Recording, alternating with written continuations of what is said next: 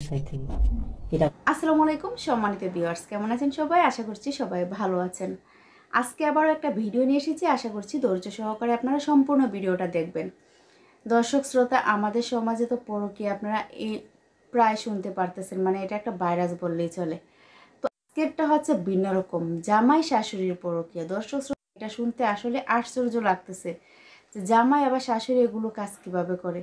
আসলে আমি যখন প্রথমে একটা টাইটেলটা দেখেছিলাম, তো আমার কাছে এরকম আশ্চর্য লাগছিল যে এরা আসলেও কি এটা সত্য লিখেছে নাকি মিথ্যে। তো তারপর না ভিডিওটা দেখে বুঝলাম যে না, আসলেও সেটা সত্য ঘটনা।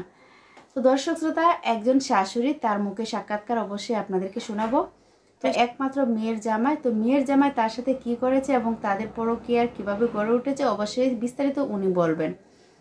তো এখানে দুষ্টা বেশিরভাগই তার জামাইয়ের, মেয়ের জামাইয়ের, ঠিক আছে। কারণ জামাই তার শাশুড়িকে মানে অনেক সময় অফার করতো এবং কি অনেক সময় মানে একরকম জোরপূর্বকভাবেই তাকে বাধ্য করেছে বলতে গেলেই হয়।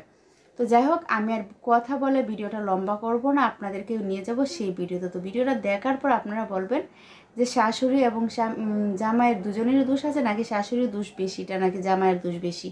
অবশ্যই আপনারা কমেন্টে করবেন। হ্যাঁ, দোষ বেশি আর কম না, কিন্তু অন্যায় এখানে দুজনেই করেছে।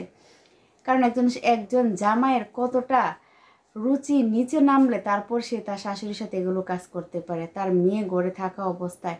আসলে এই জামাইকে আমি মনে করি যে একে শাস্তি দেওয়া দরকার, তাহলে হয়তো পরবর্তী কোনো জামাই এরকম দৃষ্টি দিবে না তার শাশুড়ির প্রতি।